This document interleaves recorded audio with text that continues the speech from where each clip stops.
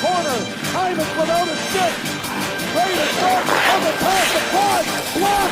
Leafs get it again. Matthews to center. Into the net. He scores! Holy Mackinaw! They're going to the playoffs.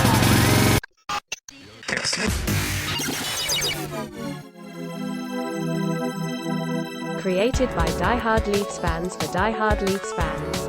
This is the Holy Mackinaw Podcast with Clayton Terrio, Danny Horton, and Bret Wills.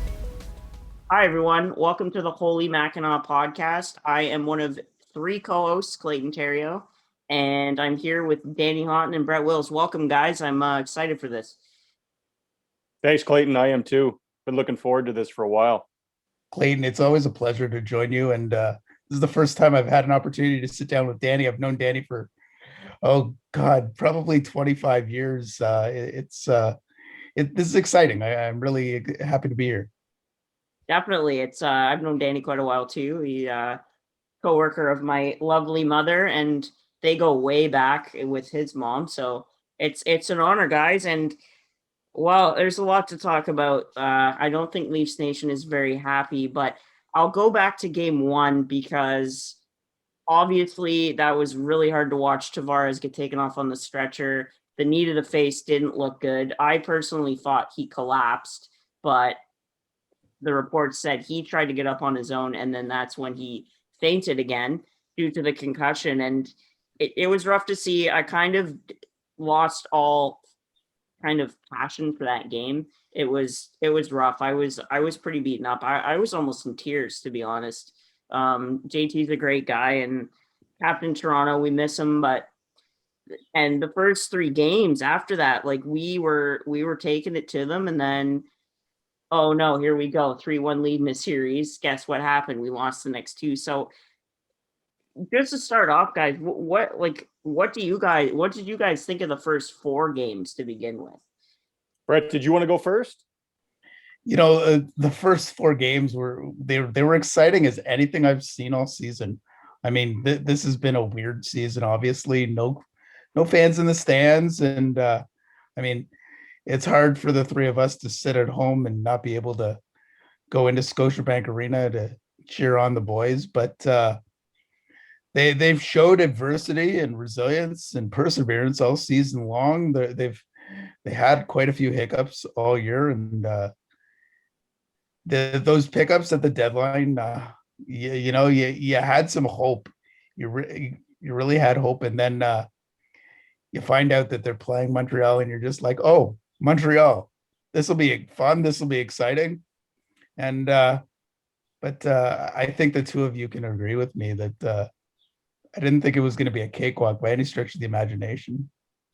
No, absolutely. I actually, in my opinion, I thought Montreal was going to be the toughest challenge for the Toronto Maple Leafs in the North Division, just solely because of their physicality. And obviously, Carey Price, that's a given. Carey Price is an absolute monster. We've seen that through 6 games thus far. The guy can steal a game at any point in time. He's unbelievable. Best goaltender in the world. And there's a reason why all the NHL players vote on that. And they've all voted unanimously Carey Price for, I think, the last few years anyway. The guy's unreal. But back to game one thoughts. Obviously super excited. We're playing in a playoff series against the Montreal Canadiens, our hated rivals. I personally couldn't hate a team any more than the Montreal Canadiens, being a diehard Toronto Maple Leaf fan. Super jacked up, pumped up to watch that series. And then what happens to John Tavares? Clayton kind of touched on it earlier. He was almost in tears. My wife had tears in her eyes. I know I was texting my mom during the game as well when that happened. She had tears in her eyes. I personally, I didn't even feel like watching hockey at that point. Hockey kind of took a back seat. It was more your concern for the guy's livelihood and his family for that matter. I thought he broke his neck, especially when he got up he attempted to get up and he collapsed. I thought his neck was broken. It was super scary. And, I certainly don't put it on the boys for losing game one. They actually came back. They regrouped after the first period, came out, had a pretty good second. a decent third, and they lost the game on one mistake there. I forget who pinched. I think it might have been Muzz. No, sorry, it was Joe Thornton that turned the puck over, and Paul Byron beat a gassed Rasmus Sandin there, racing for the puck. He was at the I think he was out there for a buck and a half on the power play, and he was gassed. And Paul Byron put the puck in the net. But good effort in game one. But you want me to get at game six here? Not quite yet. I'll add some thoughts here. I just thought like the effort was there the first few games. Like it just, I was actually kind of surprised how much we were taking it to them. And then all of a sudden it's like we get 3-1 up and we just panic. It's like unbelievable. Like so many mistakes in the last two games that are just unnecessary. Like spinning around in your own zone, giving it up, or looking at the puck behind your net. You just can't do those things. And it's been rough, but that brings us to game six. And I truly thought we were going to take it to them. I thought with the fans, it was going to elevate both teams, but clearly that wasn't the case. I mean, they came out running at us. I think they had 13 shots in the first 8 minutes or something. And that just, I thought they were going to be gassed after that, but we just never really showed up till about 10 minutes left in the third. 2 quick goals there, and overtime we were all over them. But what did you guys think about the start? Like, what do you think happened? I don't think any of us really do. I think when you come out flat like that, it dictates how you're going to play the rest of the night. So, you were alluded to it, Clayton, that you played really like garbage for 2.5 periods, or even over 2.5 periods, and you can't do that in an NHL hockey game. You certainly can't do that in the playoffs. You need all your guys to show up, and there's a couple of guys that are getting paid big bucks who have not produced, and it's tough. It's embarrassing. I don't want to make any excuses for them, although they are young. They're professional athletes. They're NHL hockey players, and they've been doing this their entire lives. They've been playing under pressure every single day for their entire lives. They shouldn't have played like garbage last night. There's absolutely no excuse for it. I'm as sick to my stomach about that as I was with the Tavares hit in game one. Yeah, no, good point. I kind of just wanted to backtrack and touch on what Clayton was mentioning earlier. So we get through game one, fully understandable. Boys regroup, they come out, they play for JT. In game two, they get the W. They're almost dominant in game three and game four. Like clearly the better team in game three and game four. That's exactly what we expected from the number one team in the North Division. On paper, and I know the game's not played on paper, but this Toronto Maple Leafs team has all the pieces. And I think that's what pisses me off. I can't speak for you two, but that's what pisses me off even more is I know they have the pieces. They have the pieces to compete against the best of them. But there is some sort of a mental block and mental hurdle that this team has whenever they have the opportunity to eliminate an opposition, or they're going to be eliminated. In an elimination game, there is some kind of mental block, and I don't get it. How can we go from game 3 and game 4 dominant? Okay, even go to game 5. Okay, yeah. you kind of fell asleep. You were feeling it a little bit. You're at home. Okay, whatever. Goes to overtime. You lose the game. You said you weren't prepared to play game 5 at the start of it. You knew Montreal was going to come out desperate. You then knew going into game 6 last night, Montreal would be that much more desperate. You knew what to expect. They're going to have 2,500 fans in the crowd. Mind you, some Leaf fans in there, but still, majority have fans. You knew it was going to be loud. You knew it was going to be ruckus. I thought Jack Campbell did a great job at trying to settle the boys down. Bailed them out in the first 10 minutes. Montreal, like Clayton alluded to, I think had like 13, 14 shots there in the first 10 minutes. It was insane. Credit to Jack Campbell. And they were flat. They came out flat, not till they were down 2-0. Then they start playing hockey and they start playing their game and they dominate. I'll be honest with you guys. I sat there in the chair. Normally I have this superstition in the during the playoffs, especially. I won't touch my phone. I won't touch my phone until the intermission. I don't want to be texting with anybody. I have my full devotion to the game. As soon as it went 2-0, I could see where this was going. I picked up my phone. I had it on in the background, the game, obviously. I'm a diehard fan. I have to watch the truck go off the rails at some point. You knew it was coming. We've been here before. I just started playing a game on my phone. I was so pissed at them. Usually I scream at the top of my lungs when they score a goal. I didn't, not even a whisper came out of my mouth. They scored the first one. I started to laugh. They scored the second one to tie it. I laughed again. Like, you pathetic, pathetic bunch. You start playing with 10 minutes left. Where was this effort from the start? Those boys can't hang with you if you play like that for 60 minutes. But here we are again, boys, going to yet another game 7. There's an awful lot. Sorry, Clay. There's an awful lot wrong with this team. And the main thing that I'm noticing through 6 games, Montreal is out hitting Toronto by a large margin. And I think despite everything else that's going wrong, that's probably our biggest downfall right now. Every time Matthews gets hit, he's getting up and he's got a smile on his face, but he's not fucking happy about it. Every time Marner gets hit, I mean, Marner's not used to getting hit. Marner, I hate to say it, he's a great hockey player. He probably is a little bit tough, but he's a snowflake. At least he's been acting like a snowflake.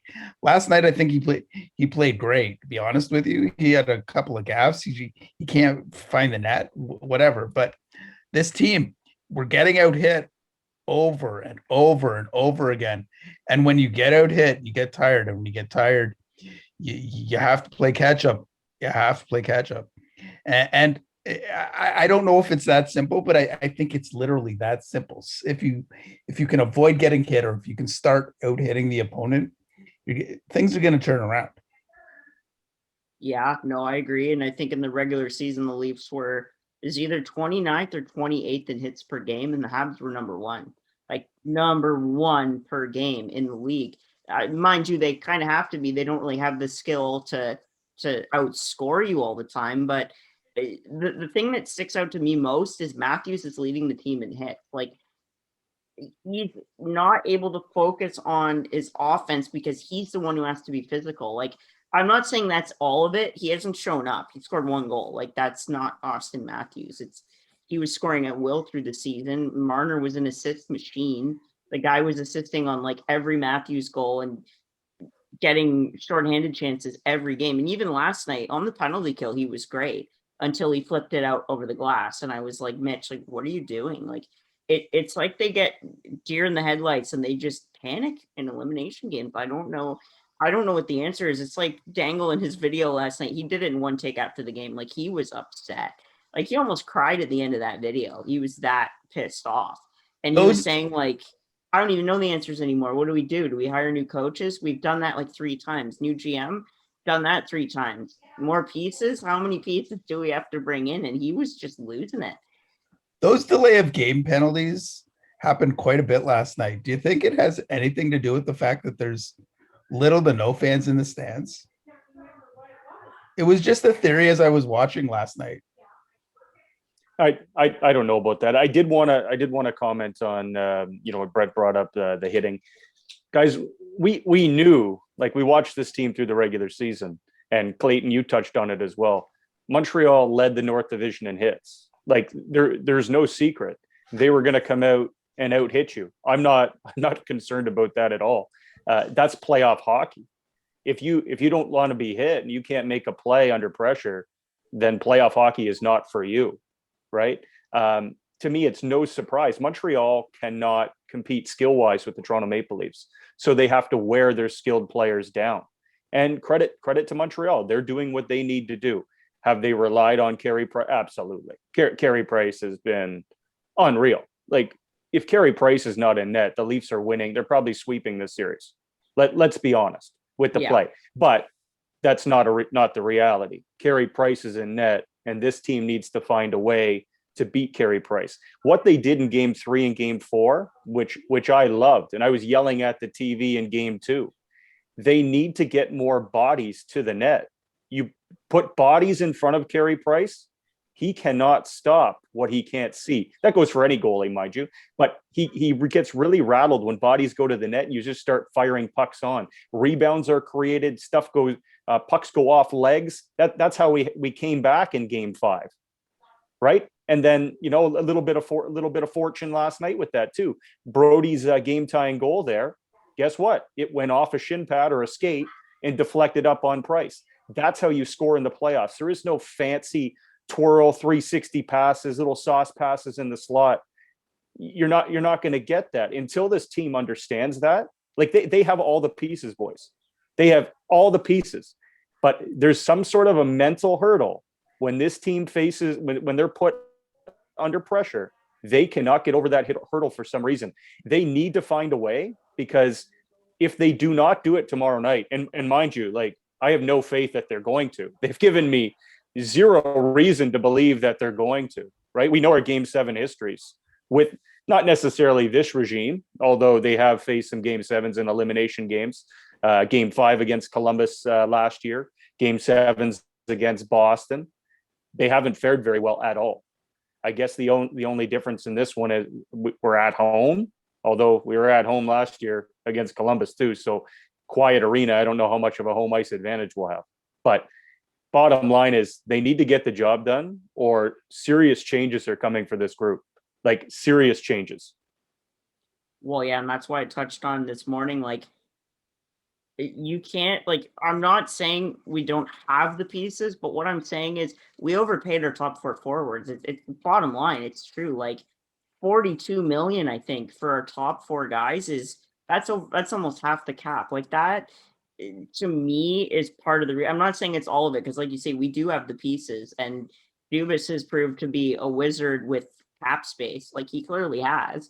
He can't do much else. Like, I don't blame management, really. He brought in Foligno, which is the truculence we needed. I hate that word because of Brian Burke, but the tenacity and the truculence that Brian Burke used to say, that's what we're lacking as well. And like, I don't know what else to say. It's so frustrating being a Leaf fan, but I just can't give up on them. I never will give up on them. Like you were saying earlier as well, Danny, like, it's not in you to give up. You never will, but how much more can you take? Like, really? Bret, did you want to jump in there before I throw some comments in? Yeah, you were saying that you have no faith and that Game 7 is going to be the be all end all. And to be honest with you, I love the Leafs just as much as the two of you. I think you're right. So if we're going to go that route, and I want to for a second, even though that's kind of sacrilegious and you don't give up on your squad, what do you do? Who do you get rid of? Like, I've got an idea, but I mean, I don't know exactly. I don't know exactly what you do. I have one name in mind. Yeah, that's a tough one. Now, again, I'm a little pissed off still from last night. Okay, so will I be watching tomorrow night and cheer? Obviously, like it's not in me to not. Like, I could say all I want. I'm not going to watch the game. Guess what I'm doing tomorrow night at 7:00? I'm watching the goddamn hockey game. Like, I have to. I have to see it. You know what I mean? I need to see it. Who knows what's going to happen? I just, based on past history, I don't like what our boys have shown in pressure-packed elimination games. But who knows? Maybe this is their time. Maybe this is their time to break through. I hope so, because, Bret just touched on it as well. Where do you go next? I certainly hope we're having a different conversation the next time we're recording one of these podcasts. And I hope it's a positive one and we're on to round 2 playing the Jets, because Bret, that's a tough one, man. Where do you go? To me, it's easy in my mind. It's okay. Super easy. So to me, and my guess would be you're probably going to trade Mitch Marner. I'm just guessing on that one. A lot of people blame Mitch Marner for a lot of things. Mitch Marner is a hell of a hockey player. And Clayton, you mentioned earlier that the Leafs have, overpaid their top forwards. I tend to disagree, to be honest with you. I respectfully disagree. You've got the Rocket Richard Trophy winner, right?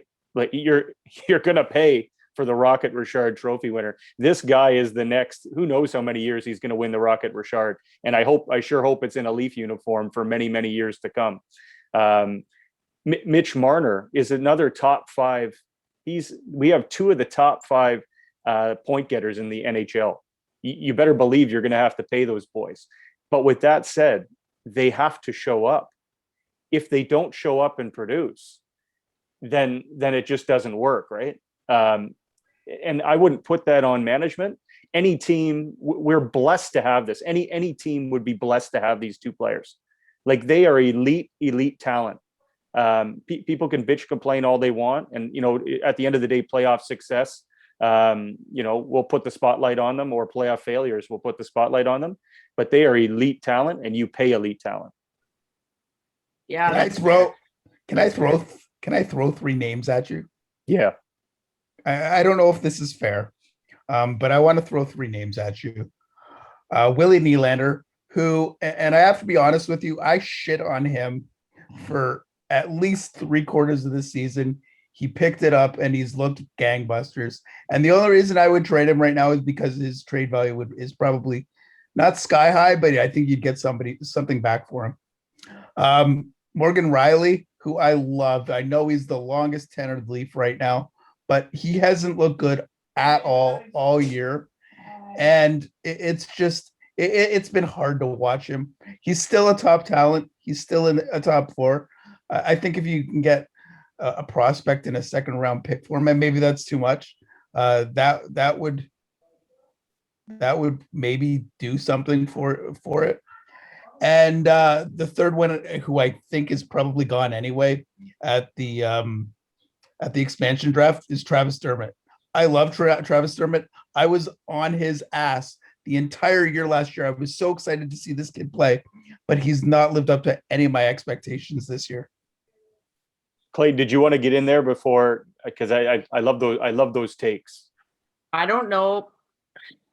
It's hard because I've always liked Nylander since he was a prospect. Like, there was something about his puck moving ability, and like, he does not give it away in his own zone very often at all. He gives it up because he doesn't hit and he's not as physical, but he at least gets it out of the zone. He doesn't send it in front of his net, but I do agree his trade value is very high, and it would be probably the best time to move him. As much as I'd hate that, like, I love the guy. I love pretty much everybody on the Leafs, and Riley, I kind of agree, but I'd miss him. I think the tenure is hard to move, but I'm gonna jump in. I'm gonna jump in here real quick before you say talk about Dermott. You got to think with your head and not with your heart, man. I know that we're diehard Leaf fans, but these guys need to win a Stanley Cup in the next 5 years, even less. They got to win in the next 3 years. So, as diehard, passionate Leaf fans, we can't think with our heart. We got to start thinking with our head. That's true. Dermott, take him or leave him. Again, I like him, but just doesn't produce as well as he probably should. I don't know what you think, Danny. I don't know who you think we could move, but go ahead. I'd like to know. So I am glad Brent did not mention Mitch Marner. I am thank you, Brent, that you did not mention Mitch Marner. Because I think the world of Mitch Marner, and I see all these takes on Twitter and all these people, it's Mitch's fault. Mitch is a bum because he had one bad penalty, and yes, it was a bad penalty, but still, Mitch Marner's an elite hockey player, absolutely elite. Him and Matthews are a 1-2 combo. I love the comment about Morgan Riley. The reason why I love the comment about Morgan Riley is because I don't believe Morgan Riley's a number 1 defenseman. I think Morgan Riley's a very good defenseman. I think he does a lot of good things. I think Mo, if you will, Mo's strong point is jumping up into the rush, and he's good 5-on-5. He's a 5-on-5 defenseman, really good at jumping up into the rush and creating offense and moving the puck. He doesn't possess a shot. One of the issues on our power play, right? One of the bigger issues on our power play, and I've been saying it dating back to Mike Babcock, is we don't have multiple shot options on the power play. If you look at all the top power play units in the league, they have multiple shot options. Our power play is so predictable. It's not even funny. everyone knows it's going to Austin Matthews. When Mitch is on the other flank, yes, Mitch is an elite player. I just, spoke volumes of Mitch Marner. Not a knock on Mitch Marner. He doesn't possess a shot, though. It's not a top-end NHL shot. He's not going to score from the flanks over there. I think you got to put Willie on the other flank, because Willie has an excellent, excellent shot. He doesn't use it enough, but it's excellent. You need a defenseman. If Riley's a free agent after next season, he has one more year. Okay. If things don't go well tomorrow night, I believe that this is the number one thing that they visit. And I'm going to throw a name out there. People can think I'm crazy all they want. This is my favorite D-man in the league, because I think he's an absolute beast. And I think if he was in Toronto, he would be a Norris candidate. And coincidentally, it came up last night, I think on Elliot Friedman spoke about it on Hot Stove. Seth Jones is an absolute beast. He is a number one defenseman. Seth Jones, mind you, he's not, super offensive minded. But what Seth Jones does, he is an absolute defensive stud. He is a number one shutdown defenseman. How can you be paid like a number one defenseman like Morgan Rielly, I'm assuming, will want, right? Your $7 to $9 million per season. He doesn't put up the points to be in a $7 to $9 million dollar range for defenseman per season. 2, he's not part of the Leafs shutdown decor. Jake Muzzin and Justin Hall have those assignments. So how could you pay a number one defenseman that kind of money when he doesn't cover that assignment or take on that assignment or be one of your better penalty killers? Seth Jones is that guy. Now, that would take a lot to get Seth Jones. I know he only has 1 year left on his deal. Columbus isn't going to give him away for free, boys. Like Columbus wants to compete as well, right? I could see, pending, 1 year away are UFAs, Morgan Rielly and Seth Jones being swapped, but something's going the other way. Something's going the other way for Columbus. I don't think Mo's value is as high as Seth Jones, in my opinion. And I love Mo as a leader. That's the hard part. One of my fantasy jobs is GM. One of my tag names is GM Houghton. I love fantasy GM shit. I am not a big Morgan Rielly fan in that regard. Do I love him as a Leaf fan? Yeah, because I love his leadership. I think he says the right things. I think he means more in that dressing room than any of us know. But that being said, you have to take the salary cap into consideration. And I think you start there. The only issue is Seth Jones is going to want probably more money than Morgan Rielly. So what do you free up? What do you lose? And then you've discussed trading William Nylander. To me, I would have agreed with you 2 years ago. I actually think William Nylander is the best contract on the Maple Leafs, boys. You look at the production, he makes $6.9 million. He is a pretty damn good value. And yet you could argue both ways. Good value for us, but also good value for a trade commodity as well. But what are you bringing back in tangibly? And what is the cap hit on that player or players coming in? It's tough. If you want to bolster your defense, are we sold yet? They haven't made it to the NHL really, but do we give Lilligren or Sandin a chance? So I've been saying this for a couple of years. I get roasted on Twitter every time I mention it. I'm sold on Rasmus Sandin, but the one that I get roasted for is Timothy Lilligren. I've had a take on Lilligren for a couple of years now, and by no means am I an NHL scout, nor do I pretend to be. But for me, he doesn't pass the eye test. When he's had opportunities, mind you, limited, I'll grant you that.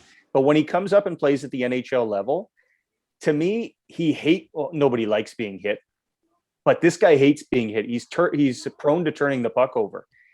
For me, it doesn't pass the NHL eye test. It certainly as being a top 4. I'm not saying he can't be a serviceable 5 or 6, but if you're banking on these guys to both be top 4 defensemen, I'm only looking at Rasmus Sandin. I think he has a high hockey IQ. He's a young defenseman. He's going to make mistakes. And he did that the other night in Game 5. It's going to happen. Shit happens, right? They're young defensemen. So forgive my ignorance then. do you get an opportunity, and I guess you'd have to really sweeten the pot, but send Lilligren somewhere for a pick or a prospect, or I don't know, a bag of pucks? You don't want a guy like that in your system if he's not going to get to the NHL. The problem is, though, as a seventh defenseman, he wouldn't be terrible. And again, I know that's not optimal. That's not why we drafted him, but I don't think he would be a bad seventh. I think he's better than Marincin, put it that way. But do we keep him in the system? I don't know. It's hard. Standing to me has proven himself. Apart from the two, I'm going to say one mistake, because the one in the first, that was a flying elbow by Perry that missed. I don't know if you guys caught that, but he tried to catch Sandin with a flying elbow. It was clear to me. And I don't make excuses, but I think that was an attempt at a dirty hit, and Sandin jumped out of the way, and that's why he gave the puck up. But the other mistake is just a rookie mistake. It takes till you're 25, 26 to fully develop as a defenseman. I think Justin Hall is a prime example of that. He was a giveaway machine, and there was a reason why he was in the press box all year, the last year, Babcock, and the half year that Babcock when he got fired. But he has proven himself at the NHL level. Lilligren, I kind of agree with Danny. He may develop more, but I just don't feel like he's much more than a number one AHL defenseman or a seventh D. Yeah, So I'm with you. I'm with you. Sorry, Brent. I'm with you, Clayton. I may even give him a 5-6 NHLD in time, but I think he's more valuable, Brent, to the Maple Leafs as a sort of guy that they hope to develop and maybe can be a depth defenseman for them in the future. He still has potential. I hope he proves me wrong. Like, honest to God, I really hope Timothy Lilligren becomes something. I just don't think he will. There's a reason why Rasmus Sandin, he's younger than Timothy Lilligren, but he's played way more games and been given way more opportunity at the NHL level. If Lilligren was that good, he would have had the opportunity before Sandin. People need to look at that. So I think he has almost no trade value, or very limited trade value. So you're probably best just to stick with him and continue your development and see what you have. If it is a 5 or 6D, there's no harm, no foul. At least you got a serviceable defenseman. And I hope he proves me wrong, and I hope he becomes a top 4 NHL defenseman. I'd love to see it.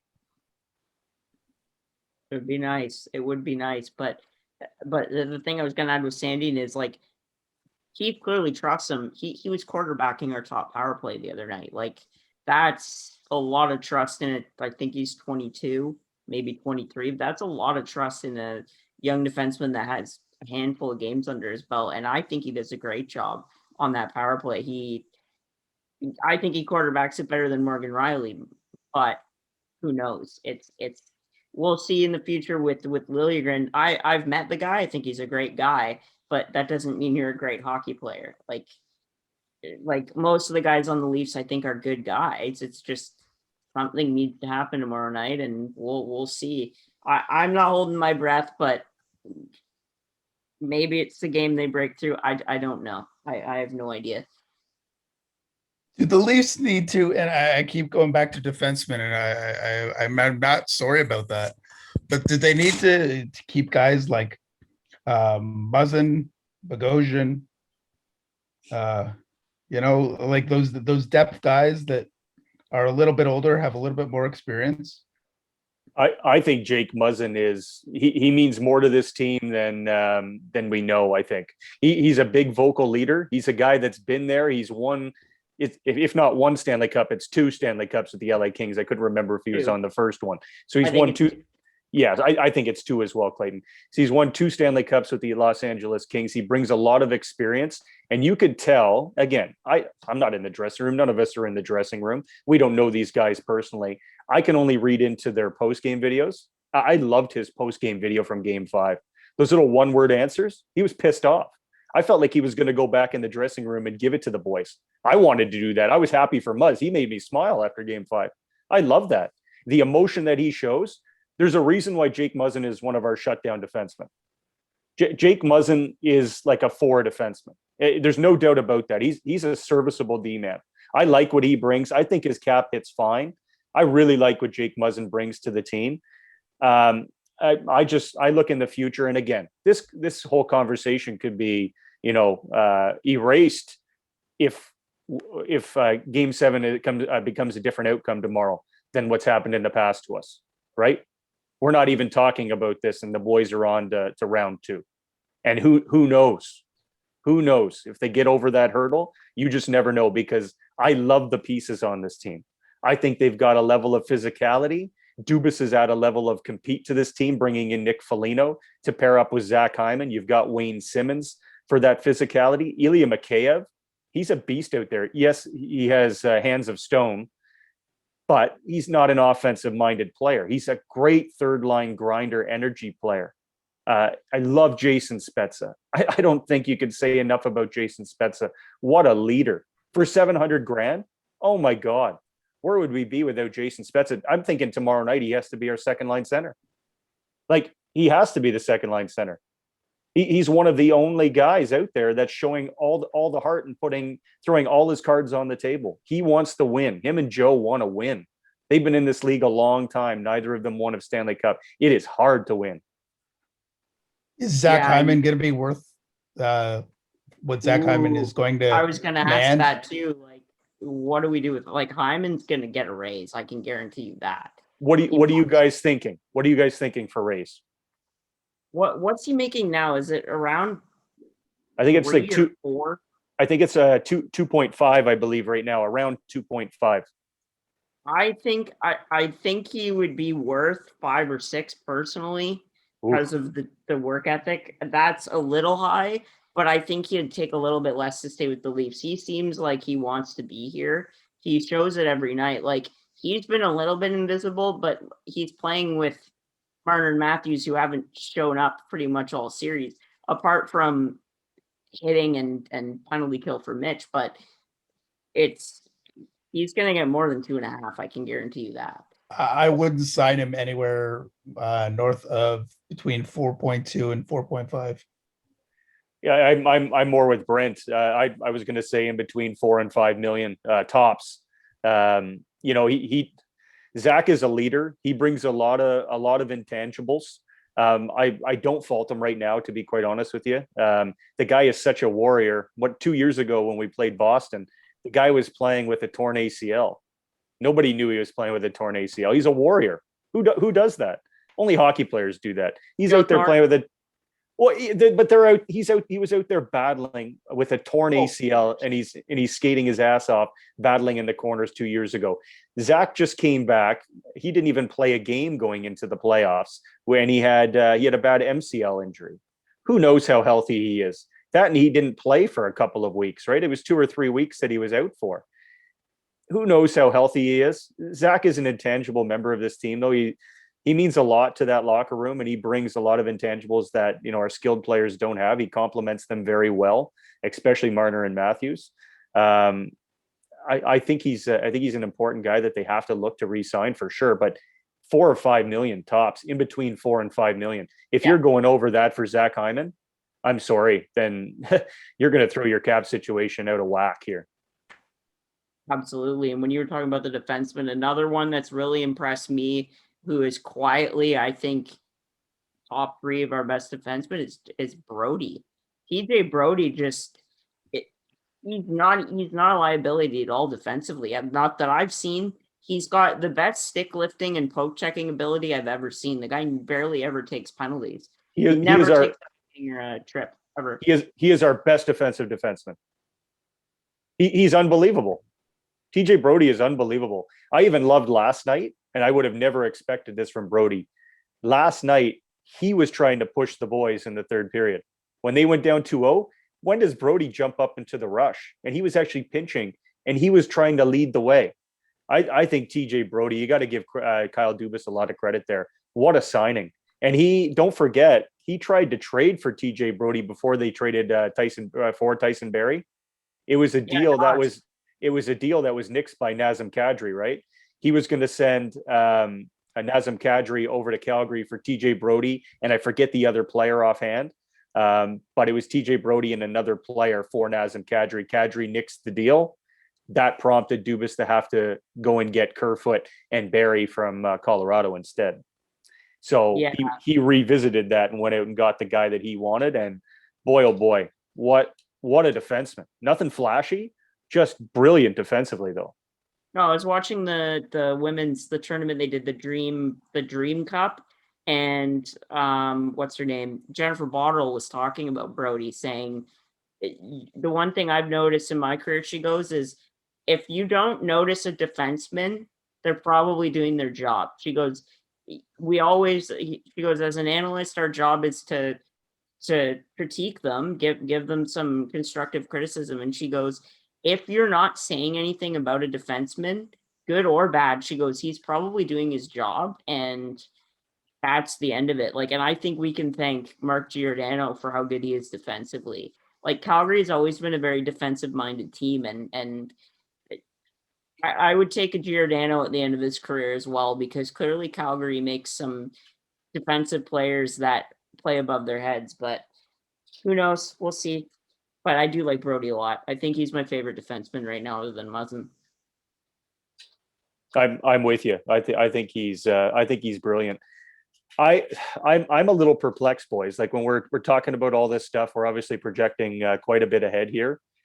I kind of shake my head a little bit. Like, other than these little fantasy Seth Jones trades and all this sort of stuff, I like the group, and I think that's what pisses me off the most. In past years, say, let's go back to not all the way back to 2013. That was the Phaneuf and Kessel years, but the last few years against Boston, where we went to 2 Game 7s and lost. To be honest with you, Boston was the better team. They were the better team. They were more complete. They were the better team. Did we have a lot of talent and skill and high-end offense? Absolutely. Freddie Anderson was left out to dry on most nights, and he bailed our ass out. And that was the only reason we made it to Game 7s. And then everyone blames Freddie for losing Game 7s. Freddie has his faults too, right? He's not a perfect goalie. Very few are. But my point being is, we could look back at some of those teams and say their defense was horrible. They were like Swiss cheese on the back end. Fast forward to this year, in current, I like our defensive makeup. I think the team has committed to playing defensive hockey.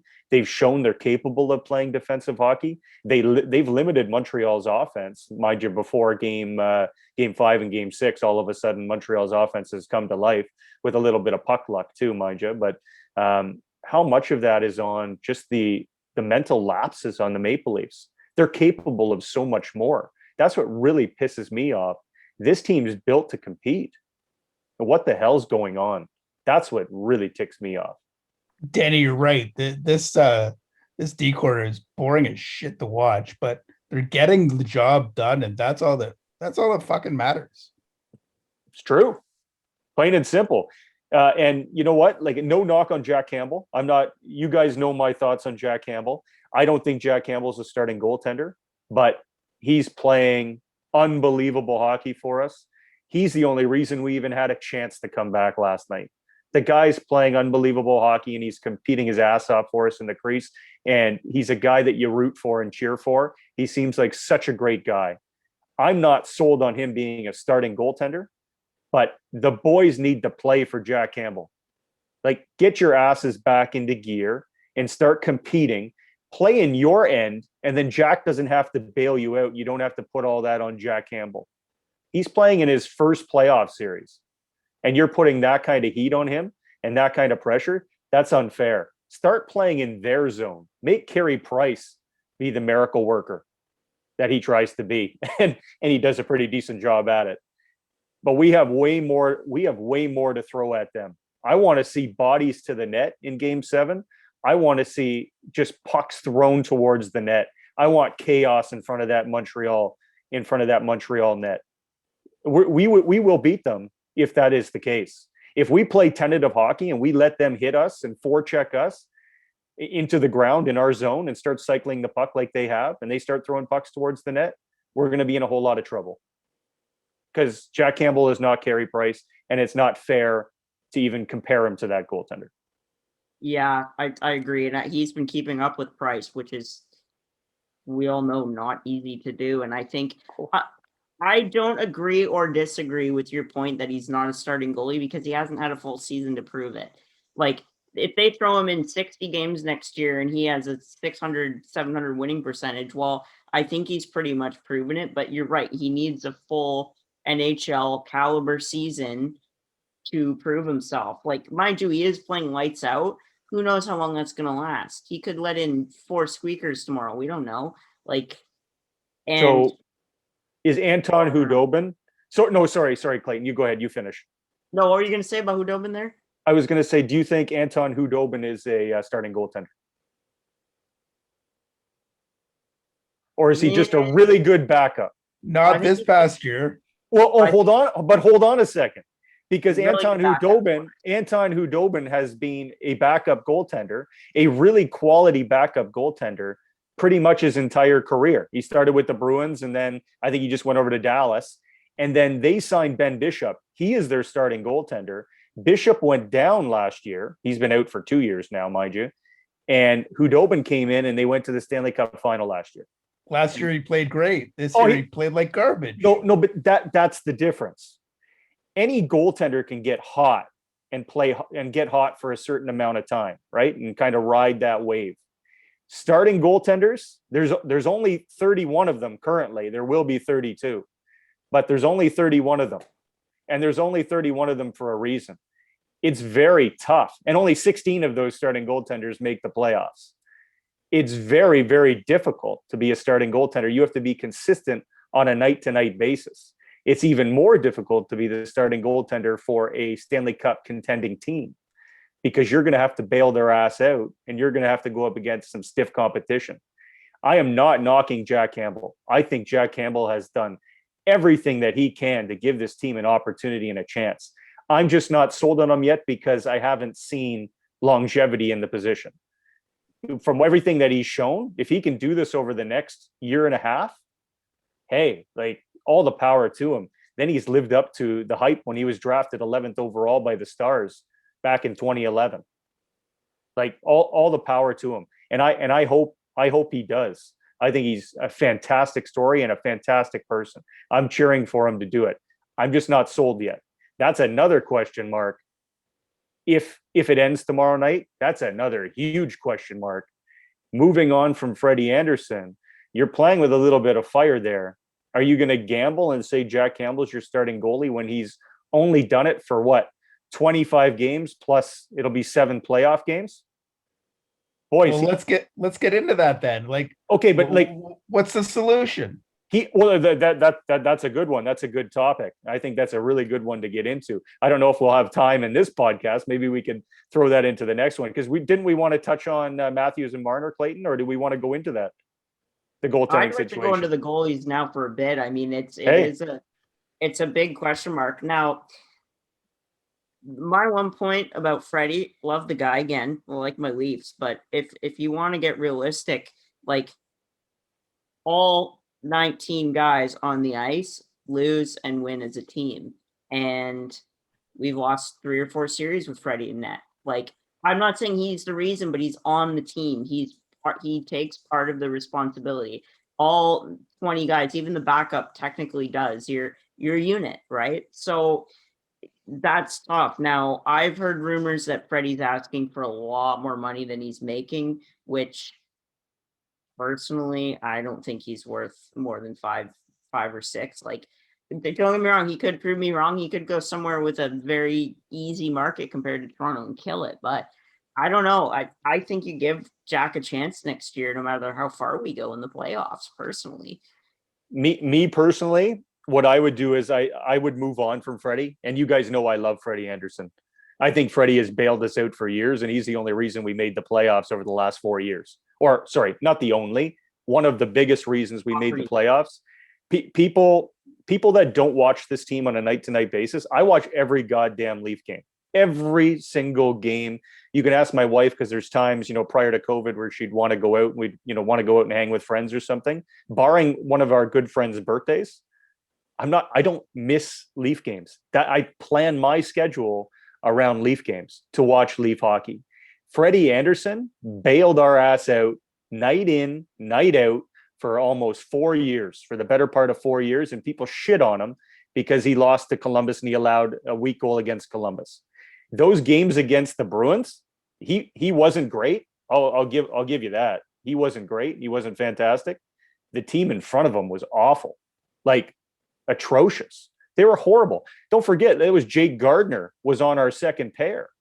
Jake Gardner, Nikita Zaitsev, players like that were playing on that decor. Martin Marincin was in the lineup.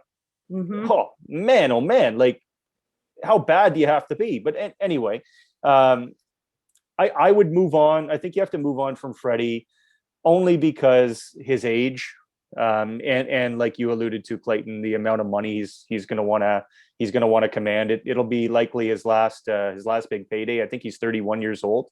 I think he may even be coming up to 32 years old early on next season. I don't know exactly when his birthday is, and he's starting to break down a little bit. We saw that this year. He's starting to break down a little bit. He's starting to have his little injuries.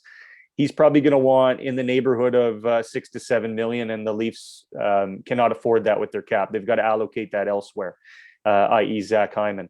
I would definitely go with Jack Campbell, but I think you need to find somebody else. And I'm not a big 1A, 1B goalie guy. I firmly believe that there's a number one goalie and a backup goalie, a capable backup. I can throw some names out there that I like. I'm not saying they're available. But guys that I like that may be realistic options. I like Jonas Korpisalo from Columbus, and I like Darcy Kempfer from Arizona. Those are two that I think are realistic, and they would be reasonably cost effective. Reasonably. Yeah, I can see that. I'm just going to tell a little story first before I get to Kemper. So when I was growing up, I always liked the Coyotes logo. I thought it was like the coolest logo ever. And luckily through charities in the hospital, I met quite a few of the Leafs growing up. So I kind of been there, done that. I always wanted to see the Grand Canyon, and sure enough, the Coyotes are in the same state. Gretzky was coaching at the time. So my make-a-wish was to go to Arizona. And the Arizona Coyotes will always be dear to my heart, no matter what. Like, our very own Austin Matthews played for their booster club. Like, and they're a hell of an organization. I can say that. But Kemper, I watch quite a few Arizona games still to this day. Darcy Kemper is quietly one of the best in the NHL. Like, last year he had his injury problem, so we didn't see much of him. But they were only, I think, 6 points behind St. Louis for the final playoff spot in that division. And that was mainly because of Darcy Kemper. Straight up. Like, he is one of the best. Korpisalo would be another good one, but my argument to 1A, 1B is Boston. They've used Halak and Rask the last 2 years, and it's worked. In my opinion, there's a difference there. Okay. Who's their goalie in the playoffs? Rask. Yeah. And there's not even a question about it. If they had Halak in, they're not doing this. Tuukka Rask is one of the better goaltenders in the league. Oh, hell yeah.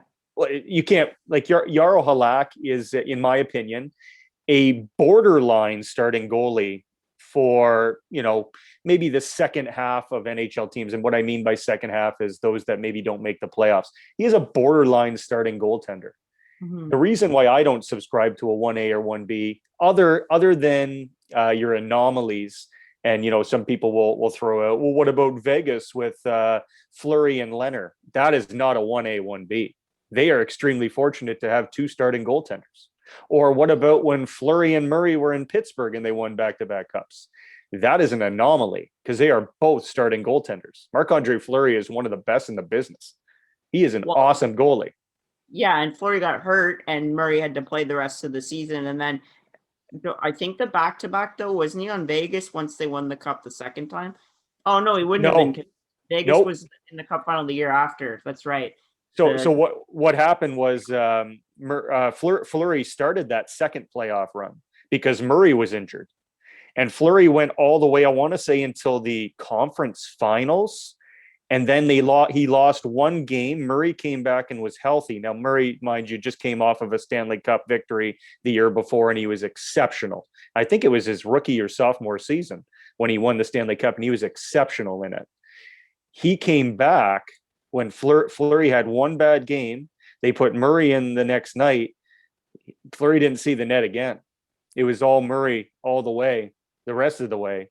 And that was it. They won back-to-back Stanley Cups. An anomaly.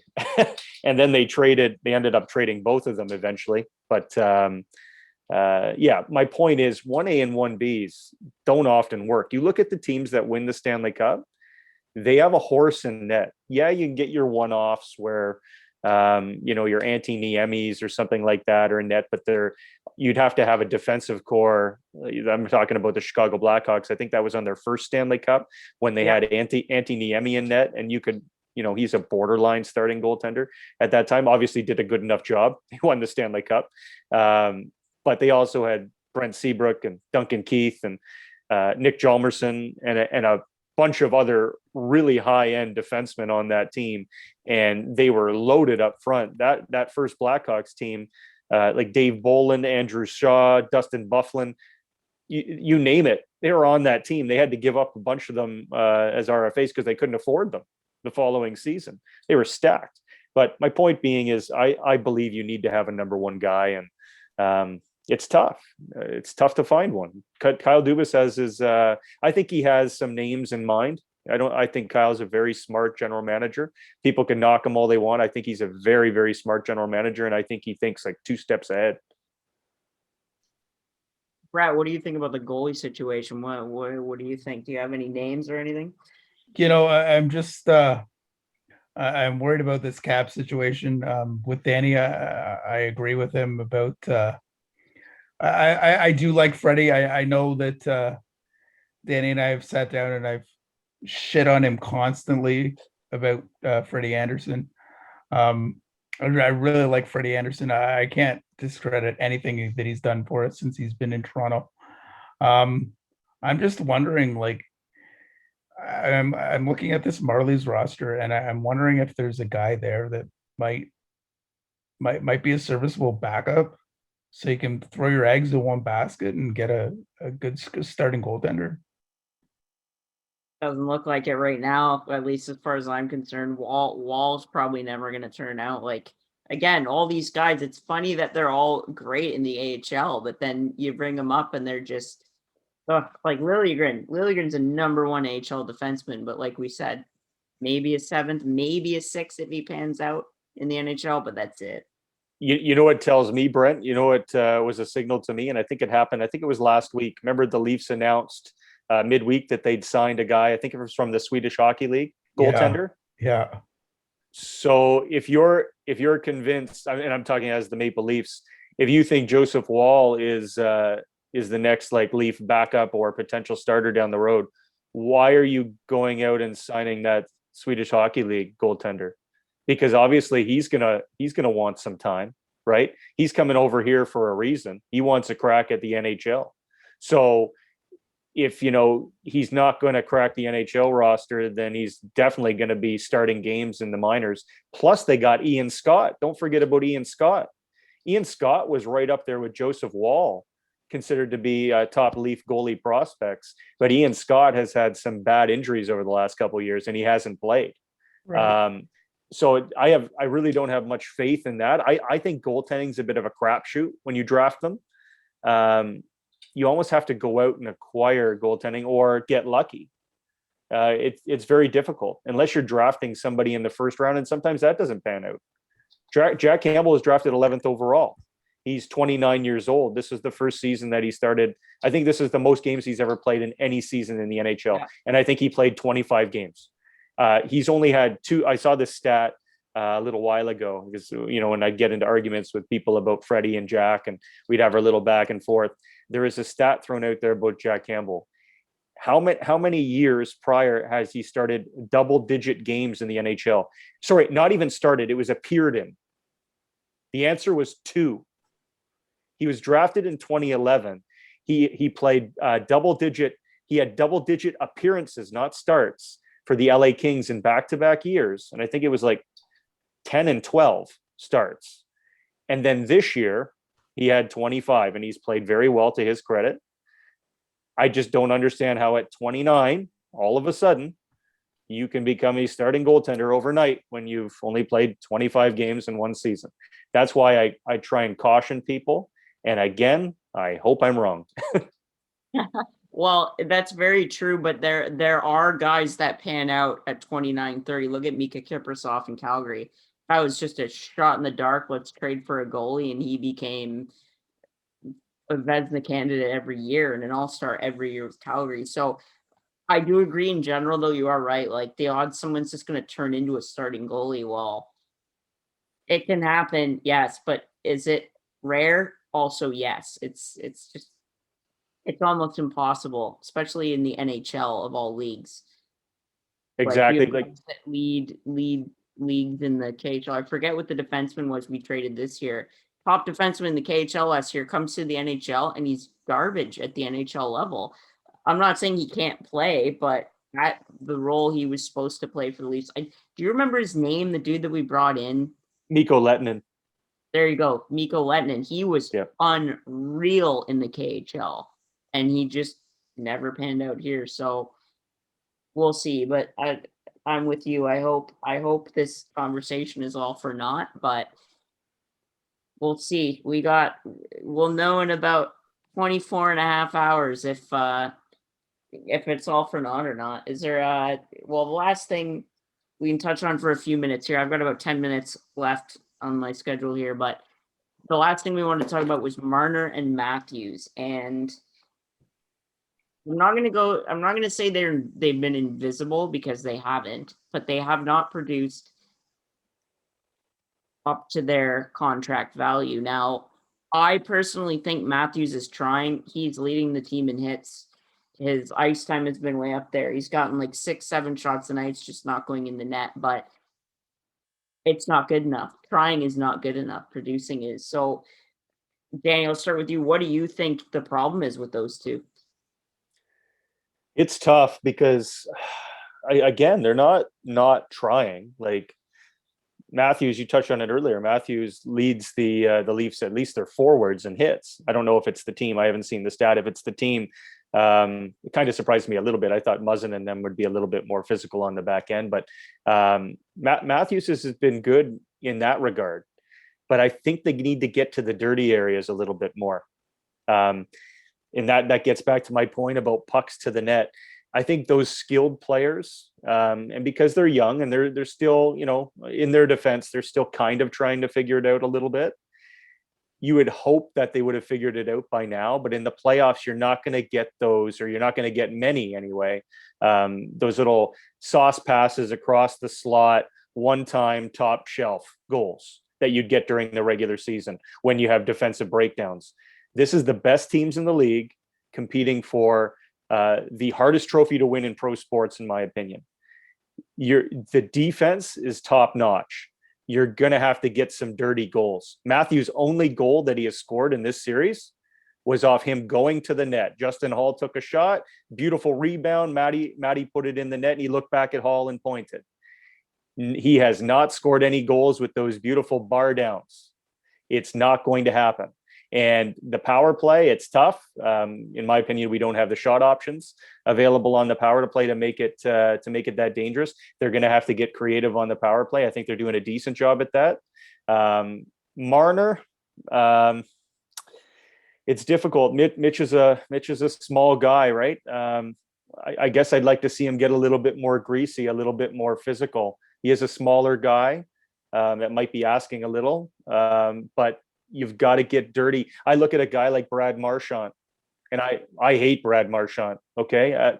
But as a player, my God, that guy is a hockey player, man. Like, he gets the job done on a night-to-night basis in Boston. He goes to the dirty areas. He's not a very big guy, but he puts his body on the line and he goes to the dirty areas because he knows in order to win, in order to score in the playoffs, you must go to the dirty areas, which is right in front of the net. Rebounds, tip pucks. That's how you score in the playoffs. Yeah. So Mitchie with his little dangles and fancy slot passes, he has to learn that that's not going to happen come playoff time. Other than that, I think Mitch on the PK is fantastic. Other than his little gaff where he flipped the puck over the glass the other night, that was stupid. He knew that though. Kind of a one-off with Mitch there. He is an elite penalty killer, elite playmaker. They need to go harder to the net. I think that's my synopsis on those two. Bret, what do you think? What are your thoughts on this? Can I remind everybody that these guys don't get paid a cent? They don't get paid a cent in the playoffs. So I understand that we're paying them an awful lot of money to play in the regular season. They're playing exactly how much they're getting paid right now. It's an awful synopsis. It's terrible, but it's absolutely true. Danny just said Brad Marchand. I would like a guy like Brendan Gallagher. He's not Brad Marchand. I get that, but Brendan Gallagher plays very similar. I just, if we had a guy like that, because we're not going to be able to afford someone like Brad Marchand. You'd be surprised. Brendan Gallagher. Take a look how many points Brendan Gallagher has in this series. Brendan Gallagher, like I understand what you're saying, Brent. Like you'd want. It's hard to find those guys. I think there's very far and few between that. Like Matthew Tkachuk, Brady Tkachuk. Right. Those guys are very far and few in between in the league these days, right? Maybe even a Tom Wilson. Brendan Gallagher gets paid, I think, $6.5 million per season. Check out his stats in the playoffs. I don't think Montreal's too happy with his stats. I certainly wouldn't trade a Mitch Marner for Brendan Gallagher. No. I wouldn't trade Brent. I wouldn't trade one Mitch Marner for three Brendan Gallaghers. To be quite honest with you, I said at the beginning, I don't want to trade Mitch Marner for anything. Like, yeah, no, you would have to throw gold, silver, and bronze at me to trade Mitch Marner. I don't want him gone for anything. But I just think a guy like Gallagher who knows how to get it done when he gets it done. Well, and I guess to my point there, Brendan Gallagher hasn't done anything in this series so far, and I hope it stays that bloody way. No, but I think Brett's talking about more the effort and the drive, like right? Okay, but don't we have Zach Hyman, who is like Brendan Gallagher, and don't we have Nick Foligno, and don't we have Wayne Simmons, and don't we have Ilya Mikheyev? Don't we have all those guys that are similar to Brendan Gallagher in that regard? It's about the skilled guys, our top skilled players, getting to the dirty areas. That's all it's about, right? You can have a bunch of, like Montreal, to their credit, they play hard. I give them a lot of credit. They play hard, they play feisty because that's the way that they have to succeed. They don't have the talent the Maple Leafs do. They don't have the game breakers that the Maple Leafs do. Our game breakers just have to show up. They have to play playoff hockey. I think they're still trying to figure out in a weird way. When I see Mitch, I still see Mitch trying to dangle on the periphery a little bit and wait for that fancy slot pass where he can sauce it over to Matty through three sticks. It's not going to happen. It just won't. There'd have to be a defensive breakdown, a 2-on-1 for that to happen. And then you still got to beat number 31 there in net. Good luck. You've got to get dirty. They've got the talent to do it. They've just got to go to the dirty areas. That's playoff hockey. Your skilled players need to figure that out. These guys have been frustrating to watch. I'm not. We've been saying that for an hour. Every time I watch them play, I'm yelling at the TV for them to shoot, and it reminds me of sitting in the Air Canada Centre, now Scotiabank Arena, watching Cabriolet play and telling him to shoot. Honestly, like just screaming at the top of my lungs, shoot. If you shoot the puck, it's guaranteed. We saw it the other night. Like we've been saying, we saw it 3 nights ago. If you shoot the puck, the chance of it going in, I mean, it's 50-50. A lot better than not shooting it. Absolutely. Stop holding on to the damn thing. Yeah, I think that's when the Leafs start to get away from their game. I think you're right. You hit the nail on the head there. They were dominant in Game 3 and Game 4 against Montreal because they use their speed, they use their skill. When they get cycling the puck in that Montreal D zone, they're dangerous. You have to throw pucks at the net, and you have to have traffic to the net. Plain and simple. That's the recipe to win tomorrow night, along with effort and work ethic. Show up on time this time. don't fucking take the first and second period off. If they do, Leafs Nation is going to blow a gasket, because I think a lot of us have had enough, and it's not, we're giving up or anything like that. That's not going to happen. It's not in us. We love this team more than, just being a fan of it. It's a deep rooted passion in us, and it's not going to change that. But boy, it'll further complicate things if they can't get it done tomorrow night. I hope we're having a different conversation the next time we meet, boys. I hope it's not a negative one. Yeah, I think too, no matter what happens, the last thing I'll say about Mitch is he needs to put some muscle on. Like, he needs to put some muscle on and learn, like, go into the corners, dude. Like, he has the grit with his skating. He just doesn't throw his body enough. And I think, like you say, I hope it's positive too. All the best. And well, I think we'll wrap up there. Thank you for listening to the Holy Mackinaw Podcast. And hopefully you enjoyed it. And if you did, please share it around. We'd appreciate it. And thanks again, Danny. And thanks again, Bret. I appreciate it. And I'll catch you guys next time. Thanks, boys. Thanks, man.